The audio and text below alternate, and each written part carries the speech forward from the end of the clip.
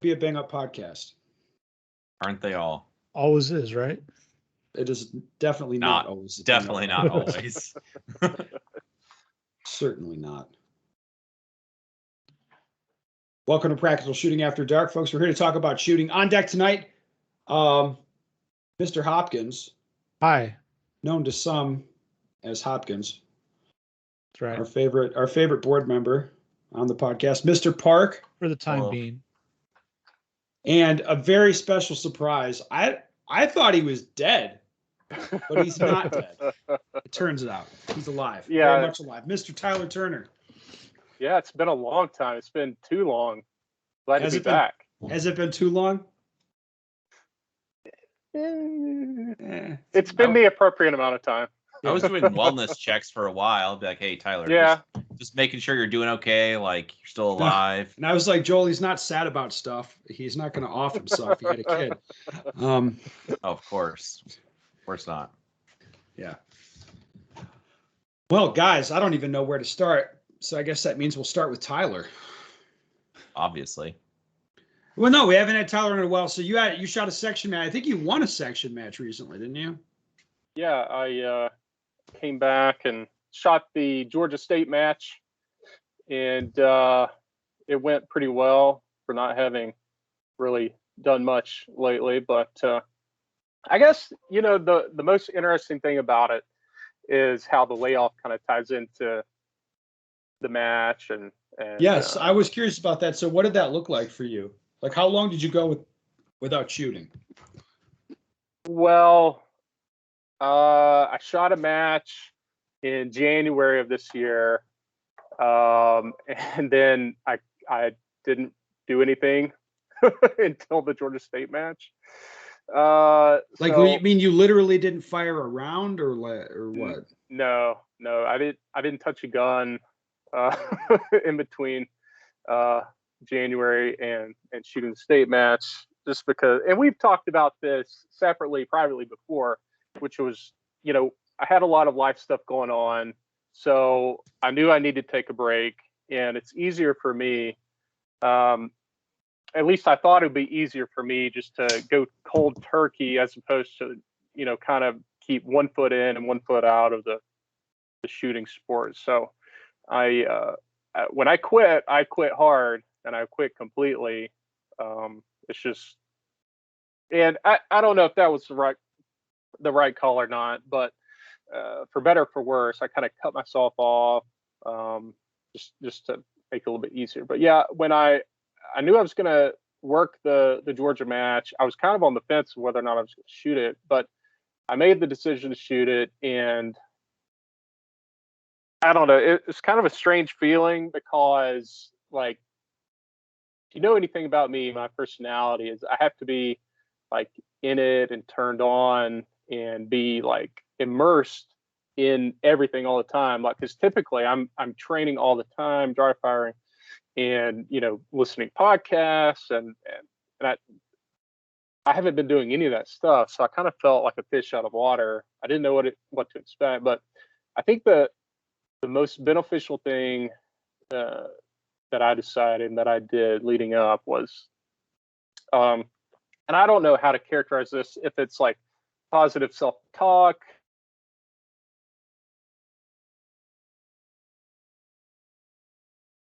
Did we lose Tyler? Uh-oh, did he freeze? I think he's frozen. Well, we're all still here. Yeah. We are. Where did we think that was going? Well, he crushed souls and he didn't really practice very much. That's pretty impressive. Positive self-talk, though. That's an interesting idea. This is. I'm sure he'll come back. I don't know how is he going to do that? Powers the internet. I love the internet.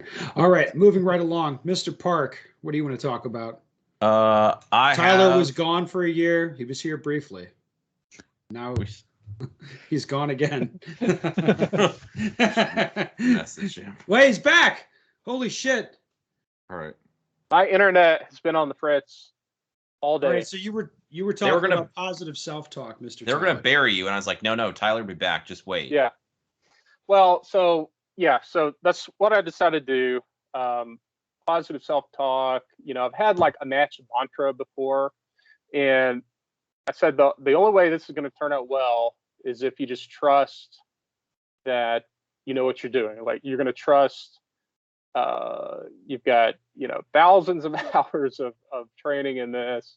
You know, the sport's the same, the shooting's the same. You just got to come back and do what you know to do, and that paid off, and that worked pretty well. So, you know, I don't put a lot of stock in the positive self-talk. I'm not like a Zen guy, like, you know, you need to be, you know, fluffing yourself up all the time. But Well, I a do lot of think this there's is value. personality dependent, right? Yeah, I mean, you it don't is. seem like the guy that needs to be motivated, and you don't really seem like you get sad about stuff or whatever. Yeah, I mean, the motivation is not a problem. Pretty easily internally motivated, but I do think, you know, it's something worth trying. You're going into a match, and if there's one thing in particular that you're concerned about, or you know you want to focus on, or a strategy you want to take into a match, I think it's worthwhile to kind of carefully craft and develop like a match theme or a match mantra, if you want to call it that. Try it out. I mean, I think it's worthwhile. It may work for you, it may not, but it's something that I've used to good effect in the past. And in this match, you know, that's, you know, every few stages, or during my make ready, telling myself just to trust that you know what you're doing, trust that your body's going to take over in the moment. And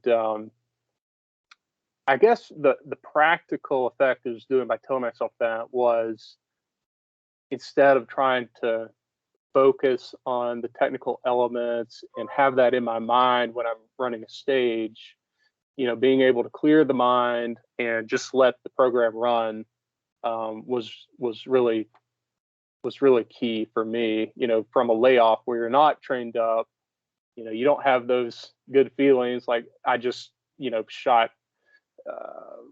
shot 40,000 rounds this year. I'm all trained up. I'm good to go. If you don't have that, then all you have is trust. So, yeah. Something like that. Did you dry fire then at all? I'm assuming somewhat leading up to the match. I dry fired the week of the match. For just like a regular, like 15 or 20 minutes a day, just to remember where everything's at, basically. Yeah, so I just wanted to make sure my draw was there. I did some dry loads, but I mean, then I got kind of bored and quit. I intended to do more, like, nah, just not into it. But I mean, so that's a real thing though. If you've got, you know, six figures worth of rounds downrange, you know, in your lifetime or in your career, or if you've got, you know, thousands of hours in dry fire and live fire, you know, it's something, I think it, to some extent, you don't, I think like 90% or 95% of your skill is there once attained. I think like probably if you're rusty, call it rusty, like what would you say? That's like 5% to 10% of your shooting, maybe. Is that fair to say? Yeah, I so. mean, it depend a little bit on some things, but yeah, most of your skill is still there. It's on tap once you train it in. Sure. You're not going to be fast or super smooth or feel confident with it, but it'll be there, Yeah. more or less. That's been my experience anyway. Yeah, and that's probably a good way to put it. Is if you don't have confidence, all you have is trust. Mm-hmm. Yeah. So after like at some point in the match, after you shot a certain number of stages, did you feel comfortable and then start to like get aggressive? yeah, Or? yeah, I would say like, I don't know, 3 or 4 stages in, you know, I knew what I was doing. Like it felt normal. It didn't necessarily feel good. Like I didn't have this idea that you know, I was burning anything down, but it did feel right, in other words. Yeah. Felt like I belonged out there, shooting. All right. like it. Yeah, that's good. Joel, you have something fun to talk about, I assume? I have a show and tell. Sorry for the audio listeners. Nothing special, just a piece of Kydex with a hook, I guess. My friend Vince, I don't know, I guess we would know, guy that owns Stonebridge Gunworks, sent me this cover, and it's actually a cover he makes them for SROs and for Delta Point Pros. But basically all you do is, if I can get a good angle, basically just like hook this thing over the top, and it just snaps down in place, and it's a cover for your SRO. So, as opposed to doing tape, it's just a piece of polymer is all it is. So like real talk, this doesn't necessarily accomplish anything that just putting electrical tape or masking tape, whatever, over your. Well, it's darker, right? Yeah. Yes. I like it for a couple reasons. One, it's totally pitch black with absolutely no light coming through. Training a bit, trying like electrical tape. I tried the blue painter's tape, tried a couple different ones. I strongly prefer having it completely blacked out, the window. So even like the blue painter's tape, I did not like. And that was why I went with electrical tape for a couple reasons. One, it was easier to get back off if you wanted to. It didn't leave a terrible mess. And two, just using like a brown paster, did not like it. I liked it like completely dark. So this is good because it doesn't make a mess on your lens. It's easy to take on and off if you want to, and it's completely pitch black. And then, of course, after I post this or ever I talk about this, I get a bunch of messages like, hey, what are you talking about? Basically, all it's doing is it's covering the lens of the red dot near the muzzle. Like we discussed this a fair bit recently. We have. Well, old Pranka got a little heated about it. He did. All it's doing is it's covering the lens of the optic towards the muzzle. So when you look through the red dot, you still see the red dot. You just see black behind it. So it fixes some things. Some bad things can happen if you start staring at your red dot, and it helps train you to stay target focused, which is the way, as the Mandalorian would say. So anyway, that's the name of it also. It's a target focused trainer. It is. I'm actually looking at his website because I didn't want to misspeak. So it's target focused trainer. They're $20. And it's Stonebridge Gunworks is Vince's website. So, I mean, like, yeah, $20 compared to $2 worth of tape. Like, yeah, this is more money, but it's super handy. I like it, and I've shot, I don't know, maybe a couple thousand rounds through it. Shot a match with it, and I haven't had it fall off at all or anything like that. So it fits on snugly. So, like, I like it. I'll have another one for my other gun. And then, like, real talk, I probably have no plan of ever taking it off. I've kind of yet to find a situation where I didn't like it or where I thought it was a problem. On some position stuff, you can run into trouble if both eyes can't see the target. You have an issue. On a hard lean. Or if there's an obstruction, something like that. I could see that. Especially for like steel, so I shot a pro-am match with it. Minis especially. Like if I want to make precise spots, I especially like it. I like this with the cover on it, and also if it's super bright out. I found sometimes it was easier to, like, I wouldn't say lose the dot, but it didn't pop as much. So this way it really stands out really bold if it's super light outside. Well, with that cover on, your dot won't wash out in the sun as much. Correct. I don't think it will. And if you use an SRO, which is what Ben and Professor and other people just told me to buy, it does have that double dot issue that can happen when you get too much, I don't know, like sun from a specific, how about a couple times, where like you get glare from the sun at a specific angle and it'll have like a smaller dot kind of off depending on maybe 9 o'clock or 3 o'clock, like depending which way you're facing or where the sun's at. And this just gets rid of that. So you don't have that issue at all. So anyway, Vince is making them for Delta Point Pro and SROs right now. And I think he has more models in the works. Well, that's excellent, Joel. It's a good indication of how long I've been away, because I missed that whole trend, like of occluding the dot. Mm-hmm. I just started seeing stuff on Instagram, people taping up their dot and putting stuff on, and it's like, I mean, I kind of got an idea of what that was all about, but yeah, I missed the whole thing. It's like the same. Sure, sorry. I'm sure you've all talked about it, like the why and all that, and all Yes. that. So don't want to get into that, but I thought it was funny. No, it's just basically the same stuff that would happen if you start staring at your front sight of iron sights and you're making target transitions, or, you know, like shooting a bill drill and you start staring at the front sight. Like nothing good happens. So anyway, it's just the same stuff that can happen with the dot. All right. Mr. Hopkins. Yeah, so you're going to break down the national schedule for next year, right? yeah, and then we'll just have some conversations on that. Is that what we're going to do? I guess, yeah. All right, so since USPSA wasn't busy enough this year, they decided to add 2 more nationals to schedule for next year. So can you explain that to people? So USPSA runs the nationals matches. So they do setup, they do registration, they do staffing, they build the stages, they do everything with it. And by USPSA, you mean like predominantly the paid people? The paid USPSA HQ staff, yes. Yes. Okay. Yep. They bring other people in, like people for setup crew, but the people that are manning the registration, doing the awards, doing the sponsorship stuff, all that's USPSA HQ staff. Okay. Yeah, so first off, we start with multi-gun nationals, which did not happen in 2020. There was not a multi-gun nationals. This is not the 2-gun nationals that they did this year. So this is basically 3-gun, rifle, pistol, shotgun. It's held at the Clinton House in Clinton, South Carolina, April 1st, 2nd, and 3rd. I don't know if there's much to say on that, but hopefully they farmed it out to a good place that knows how to do a multi-gun. Multi-gun is basically just a nationals, and there's nothing else. Is that right? There's not a correct. discipline behind it. It's just a match.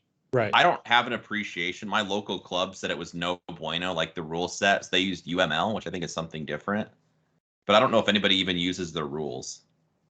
Not that I know of. Our local club in KC doesn't use their rules. It's a modified rule from some other thing. So I think that's probably the biggest hang up for multi-gun is a rule set and not all being the same and anything like that. So I gotcha. Okay, sorry, I didn't mean to interrupt. No, you're good. And then we got World Speed Shooting Championship, April 27th to May 1st at CMP. Range is plenty adequate to hold the world speed shoot there.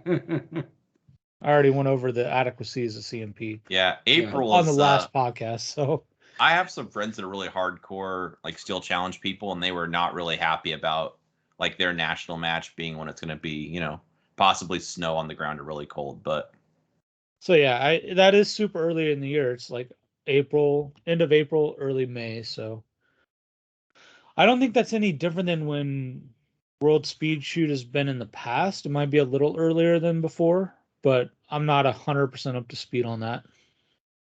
Well, they could put it at the end of the year, but it might run up against the USPSA national stuff, and then they'd see the attendance would take a hit. I can tell you there is a ton of huge matches happening at the end of next year. Like, it all accumulates into the World Shoot at the end of November, but then you have basically Area 2 early November. Then you have some other stuff we got going on I'll talk about later. Then you have Pan American at the end of September, which is probably the biggest match in the U.S. next year. And it's basically like a level 4 IPSC match in Frostproof. And then you have, I think, 2 other area matches in September. So the end of the year is getting congested already, and we're not even in 2022 yet. So that'll be interesting. Okay. Yeah. So World Speed, that's good. Makes sense. No other comments on that. Then we got Classic Nationals. Wait, is there no Steel Nationals next year? USPSA has never done Steel Nationals. It's Did always someone been else do that, or what the hell was it's always that? been delegated out. Oh, okay. Like some like a local club has run it as Steel I mean, Nationals. it seems redundant as hell to me. Yeah, I don't know why they would have both, especially like World Speed being that early in the year. You'd think Steel Nationals would be then and then World Speed later if they're going to host both. I don't know. But it's, yeah. Classic Nationals. So we got a 2-day match at CMP with single stack revolver and L10. Any Should comments have on that? production in there. That's a dynamite lineup. Then they kill production even more. That was the word. That was the main thing. Isn't that the idea? What are we trying to do? I thought that was the goal. I don't know. Maybe not now. If you don't want to kill it, you don't I think it was before August 24th, but after that, it might have changed. Okay, maybe something important happened on that day. We should check. You just have to check. Yeah.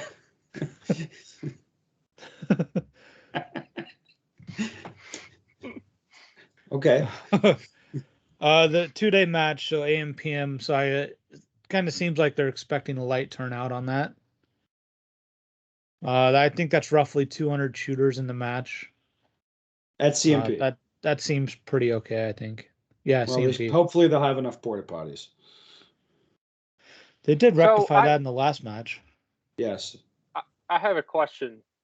I know the kind of the history between the single stack match, the single stack classic, a pass, and all that stuff. But I seem to recall someone from USPSA said that even after that ended, the single stack nationals, they still try to retain like the classic elements of that match, right? Like that's what makes it classic. Am I right?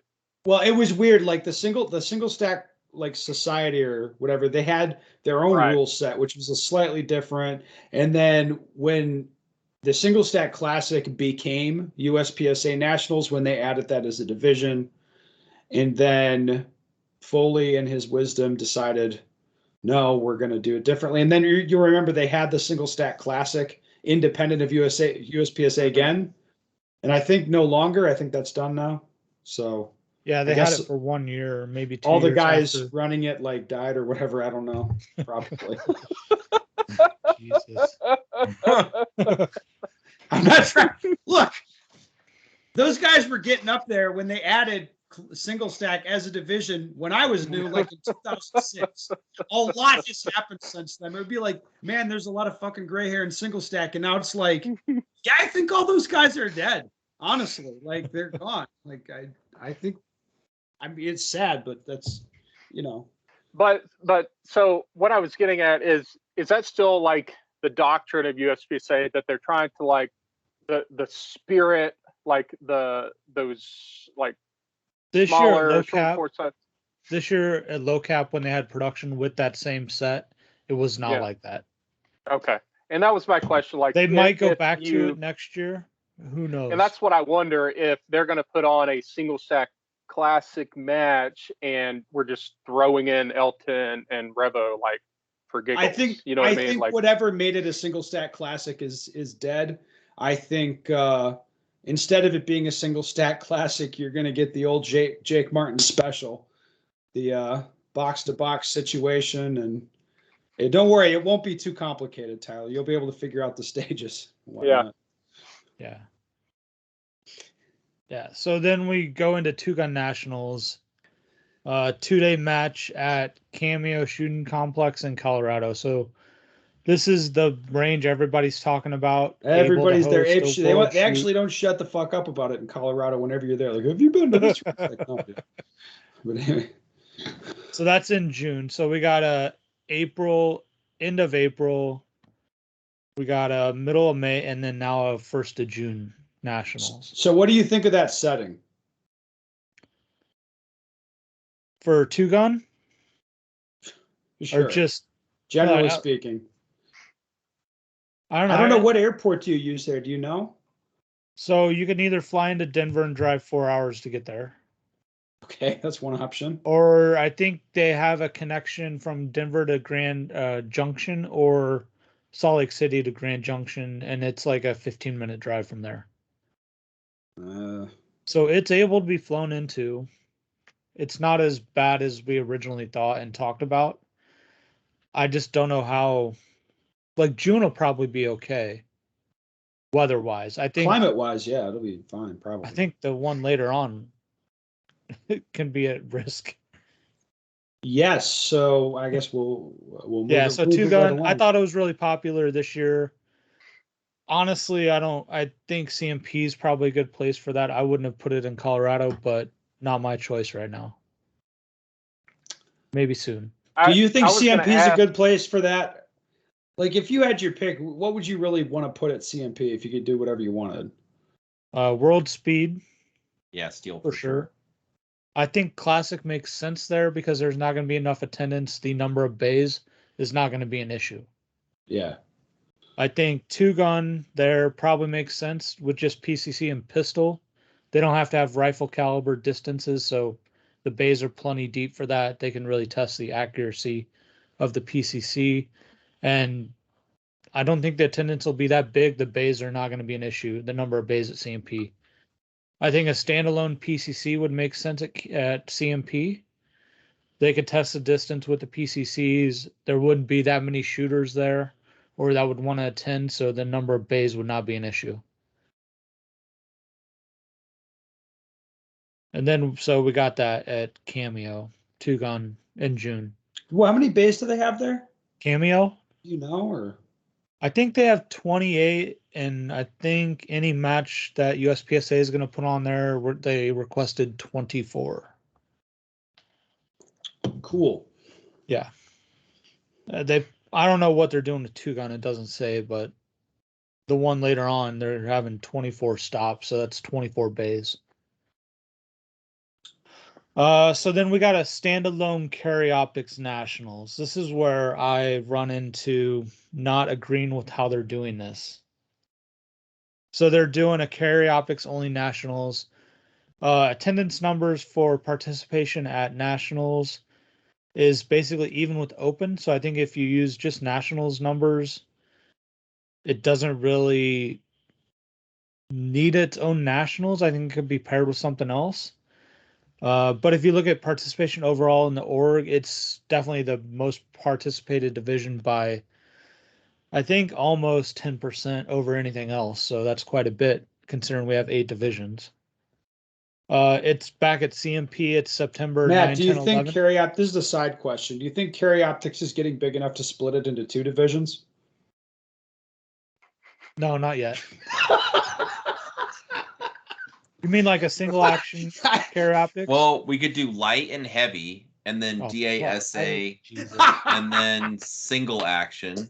Yes. Plus, we need staccato pistols. We need to I accommodate. think So that there's would some be. president candidates running on those, so I think you guys might be able to vote for one of them. We could Honestly, probably stretch it into like 5 divisions. I think. We'll just have Well, I was 3% gonna say, in like, every division. Yeah. You're gonna have Participation IDPA. You're gonna have IDPA CO shooters that want to bring their single action 1911, 2011 style. Well, there's We need a one place thing for them. that we We should have a We do. division for that already. There's so one we're thing we good. We're shouldn't do is covered. turn them away. They should be We're able to covered. identify with whatever division makes them feel comfortable. Mm-hmm. We got a division for it already, so we're covered. Yeah, and it's it's That's not what really. you think. Yeah, it's not really the Oh. right thing to like list the menu and be like, "Hey, you have to fit into one of these boxes." We should make sure we Yeah. accommodate. I mean, even if they only shoot 2 matches a year, we should try to accommodate them. I agree. Joel, I Matt's think attitudes that's are fine. not very progressive. All right, so standalone Care Optics Nationals early September at CMP. So they said this says 3-day match AM PM with 14 stops. So basically just like we had. Wait, they're Where doing we it had- 2 days? No, 3 days. 3 days. Okay. Wait, So roughly 14 I stops? think it's 14 14 stops stops. in 3 days? Yeah. Holy shit. Yeah, you Oh shoot my 5 God. stages, 7 stages, 6 stages. Never mind. I don't Well, know why I said anything. You know why they have to do that? Because they have to start at 9 a.m. They don't have enough bays to actually host a nationals. Matt, but handgun you're missing athletes. out the best part of CMP. It was cheap, I know. The organization makes more money. You got to focus. That's true. That If you're does. going to run this thing someday, you got to learn how it works, dude. I would have just stuck it on with the next nationals and put PCC by itself.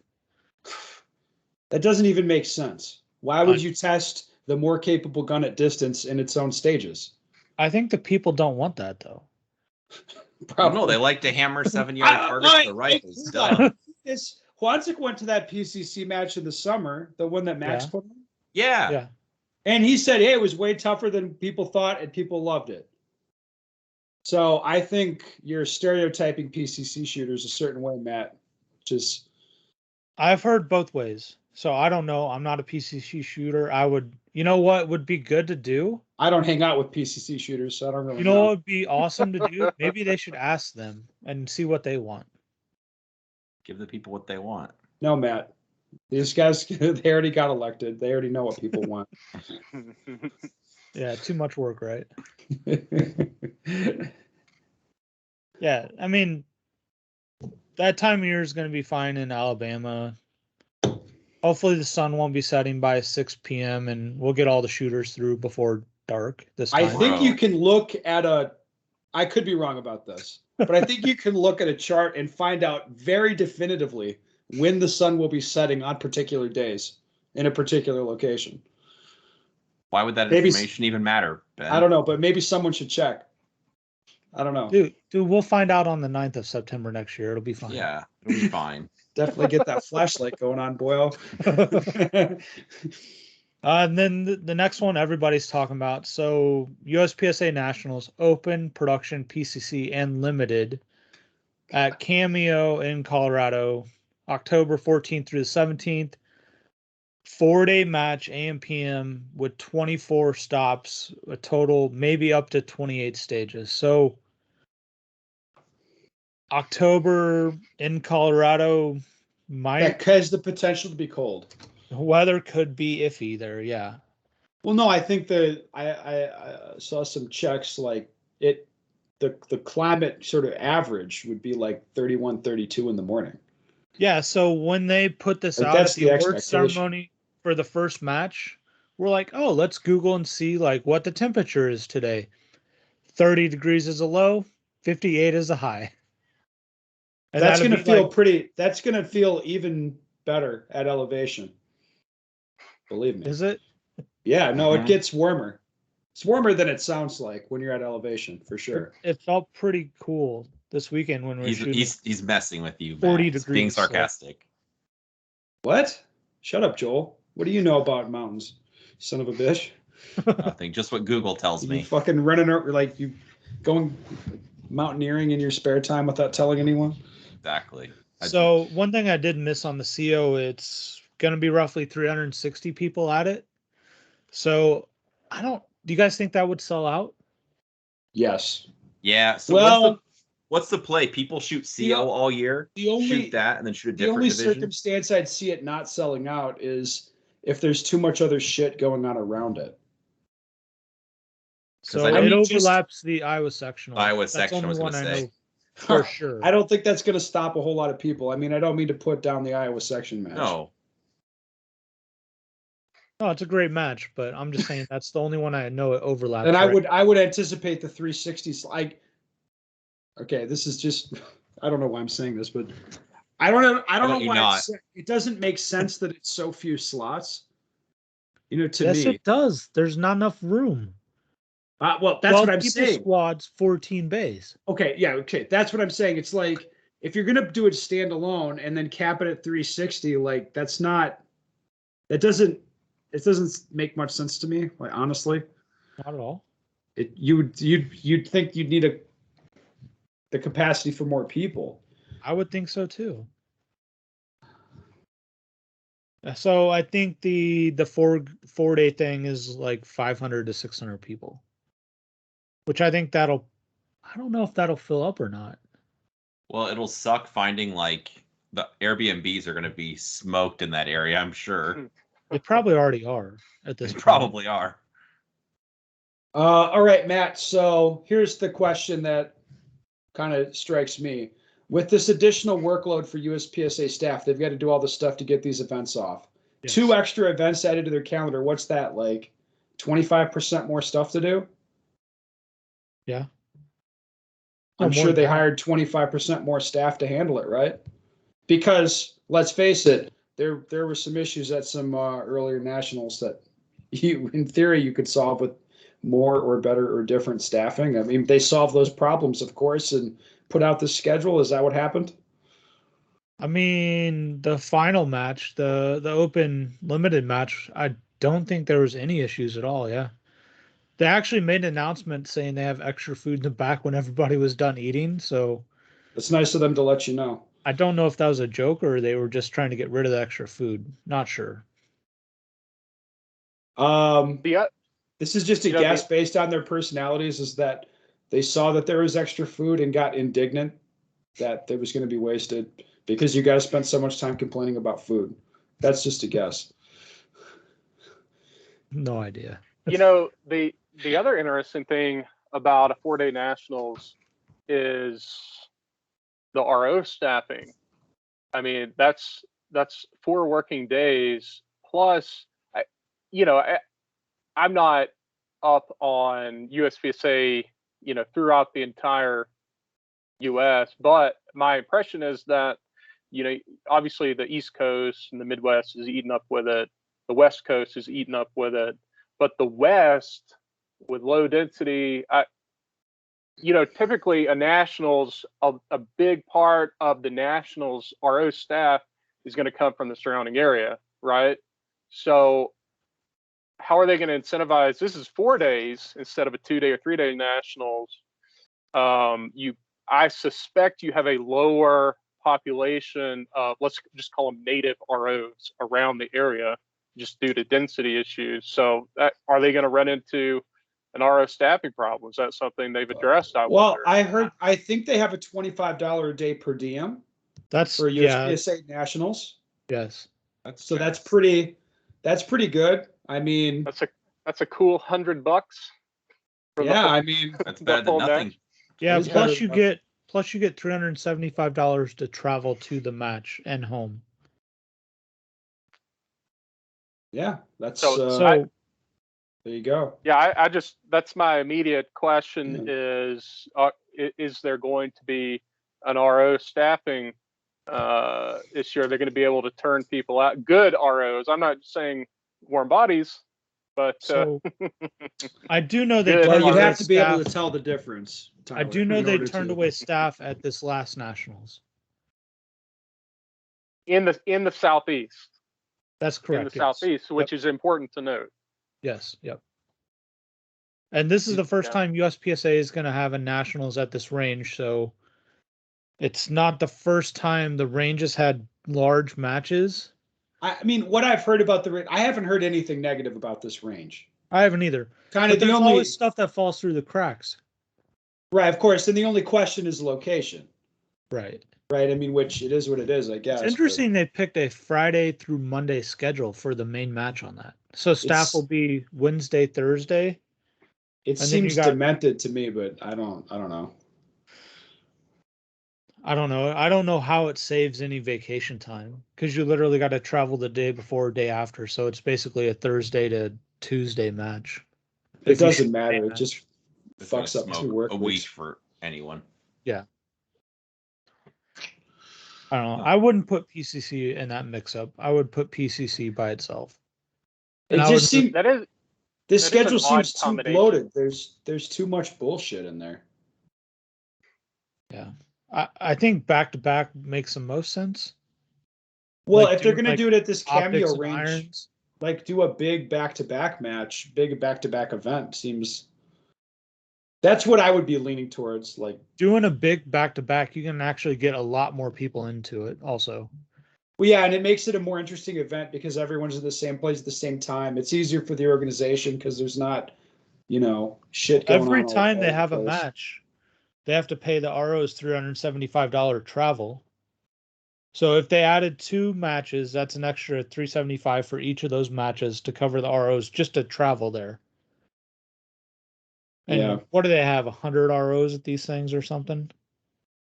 They had 4 per bay, 4 times 14. So yeah, what they have 60, I guess. But okay, how much of this schedule was? When was this schedule sort of finalized? Because most of this is Foley's doing, right? The schedule was finalized like a week ago. But the contractor CMP, The contract with CMP is a number of matches have to be held there. Okay. Not what matches they are and how long they are, what they're there. So you're proposing to run club matches there to fulfill the contract and then No, I find an think alternate there, range? I think there's certain like two gun makes sense there. World I get speed it. makes sense there. And if we have to have two nationals there every year for a certain number of years, put the ones that make sense there and don't handicap the other nationals that could actually be put on and considered a legit nationals at that range. Would It's I proven be it's not effective. would it be wrong to infer that there's a similar sort of contract going on with the other range? There is, yeah. Because the president can sign contracts up to a year beyond his term. And the current term is through 23. Well, Matt, so we they don't can want to sign get we don't contracts. get too off in the weeds, but that may not be the case forever, that the president can do things. We'll talk about it another time, of course. Yeah. Time to move on, says Joel. Move on to what, Joel? This thing's gone on too long. How about a shooting question, Ben? Do you have one of those? I'll check. Yeah, that's actually a good idea. I mean, I feel like the podcast has gone plenty long. All right, well, then call it. Topics. We could definitely call it. But I see you getting uncomfortable, and that makes me want to Double down. Ben it makes me want to triple down. It makes me want to like duct tape Joel's eyeballs open, throw some cocaine in his mouth, and then I just go full send on whatever I'm doing. You're like, you just ride it out, Joel. All right, then. So on that note, listeners, if you have a question, you want the answer. Hey, fuck that. We're doing a question. Oh, great. Okay, here's a podcast question. He says, Ben, I'm wondering what the esteemed panel thinks about abbreviated stage walkthrough trend at major matches. When I started USPSA, the default time was 5 minutes. Lately, I've seen 4 minutes being the new standard, going even as low as 3 minutes at the Mid-Atlantic sectional this year. A 40% reduction in stage walkthrough necessitates recon the day before. While anyone who is serious does recon the day before, the 3-minute walkthrough restriction makes the requirement for all shooters. My opinion is that saving 15 or 30 minutes for the total day is not worth lowering the competitor's stage prep time by 40%, especially considering the Congo line memory stages. So, all right. I'll go. Yeah, Joel, what's your thoughts on this? It depends on the stage design and the complexity of the stage. If it's like you said, like the Congo line, where it's the stage where it's all like it's down one hallway, everyone's gonna get bottlenecked. The only way out is back the way you came. Then and it's like complicated and it's 26 rounds. It's like you don't want to penalize people if they don't show up the day before. If they are short and medium courses that people could create a stage plan in 3 minutes, an average competitor, not like somebody like a super veteran guy, then maybe that's reasonable. But overall, I would probably lean towards the 4 or 5 minutes, just because that's what people are used to, and I think people might feel rushed if they're if that was like 3 minutes and you've got a 15-person squad, that kind of kills people's funds pretty quickly if they don't feel like they have enough time to look at everything. Yeah, I mean, I kind of think, in theory, you ought to be able to walk up and have a decent chance of figuring it out in the 5 minutes. I don't think stages really need to be more complicated than that. But we've all certainly shot stages that are more complicated. I've built stages more complicated than that. But I guess in theory, it's nice. Sure. What's that? I mean, the classic Area 3 memory stage, right? Joel knows it. The answer to the area. I know I've shot the old Area 3 memory stages just don't go. I shot Area 3 in 2010. Yeah. I can tell you the same as when I shot it in 2014. It was the same as when I shot it in 2016. Stage 1, all the way down at the end, that's the one with distance. That's the long run, or you could make the distance or the choice to shoot far. Stage 1. Yeah, stage 1. I haven't but the memory stage there is just an example. That's all I was bringing up. What is that? Which number is stage number? Is that 12? It's usually like 8 or 9, 10, somewhere in there. It's always the same. Sometimes it was like 4. They've switched it up recently, last couple of years. They're switching the stage numbers, but yeah. But the stage themselves is the same. Fuck. And that it was takes that like 30 was. minutes to This figure is out. maybe an aside that Joel's not going to like, but I really enjoyed the. Speaking of the Area 3 match, I thoroughly enjoyed the Hunters HD Gold podcast with USPSA's current president, Sherwin Greenfield. His idea of a good match is give them something different, give them something fun that they've never seen before. That's his idea of a good match. And I was like, fuck it, I'm turning this off. Like, I've been to Area 3, bro. This is not how it goes. Anyway. I'm sorry, Joel. I'm sorry. I can't help it. I know. I was born this way. Mhm. Right. Okay. So yeah, I don't know that I'm gonna sit. I wouldn't be on board with the. I don't. The guy asked the question like, I'm not saying it comes off as whiny, but that would be my fear. It's like if you want to be competitive, you have to show up the day before anyway. We don't want a situation where you're basically hosing people that don't or can't do that or that aren't that serious. We don't Mhm. want that. That's not cool. Yeah, I think like 3 minutes for a walkthrough for a lot of stages, that's like a joke time. It's like fuck you. like if I didn't walk through it early. This is way more of an issue at IPSC matches, of course, where you're typically not allowed to walk through early. That's where it's like if it's a deliberately confusing stage design or something, it's like it's past asshole-ish. It's like stupid. But yeah, it's interesting. For the minimal amount of savings there is, you don't want people to not feel prepared, or like it's not I don't think it's enough time savings to like really make the match that much more wonderful or get people out of there that much sooner. No, it's an interesting question for sure. Mhm. Like, what do you want to do with it? I mean, that was an issue this year. I remember when with the decentralized management style that I enjoy, Mr. Joel, when it came time to make the squad matrix, it's like, how long for the walkthroughs, Ben? It's like, I don't fucking care. Just like make the matrix. Honestly, like, Yeah, so that I just took care of it exactly. yeah, it's like just make the matrix properly. Like, I think 4 minutes is probably the bare minimum. what? 4 minutes. Well, I mean, I think we've shot a world shoot. Maybe we shot together. We weren't on the same squad, but you remember we've shot world shoots where the walkthrough time was, I think, 3 or 4 minutes on some of the short courses. Yeah. And ironically, the short courses are harder to walk through than the long courses. If it's a long course and you have 4 minutes to walk it, and you have the whole squad is starting at the beginning of the stage, you can just walk around in front of them and go walk on the whole rest of the stage. You know what I mean? You can kind of spread out. Yeah. But there were short courses. I remember this one with a horse. Like you had to get on this horse prop and shoot from that. And half of our squad, fully half of our squad at the match, when you're not allowed to walk on it beforehand, half of our squad did not get a walkthrough on that stage. And it was just like, yep, game on. That's normal for this match. Fuck you. Yeah, And I didn't think that happened. Yeah. Cool. I think there's multiple stages like that. Well, there was at least one. It was a problem. That was for sure. They're like, you're not all going to get through this. Yeah, So and there make sure are the others first do it. shooter- It's like, listen, it's math. Like you take 5 or 10 seconds to get on the horse, you spend 10 seconds up there, and then it's 10 seconds to get the next guy up there. Like we're not getting through 16 people. It's not going to happen. Yeah. One variable you should account for in this kind of discussion is the format of the match as well. So a match format where a reduced walkthrough time makes sense is the half day, no competitor reset format. So like at Georgia State, I think we had a 4-minute walkthrough time, which made total sense for getting both a AM and PM relay through the match, one for the time savings. And there, the minutes actually do matter.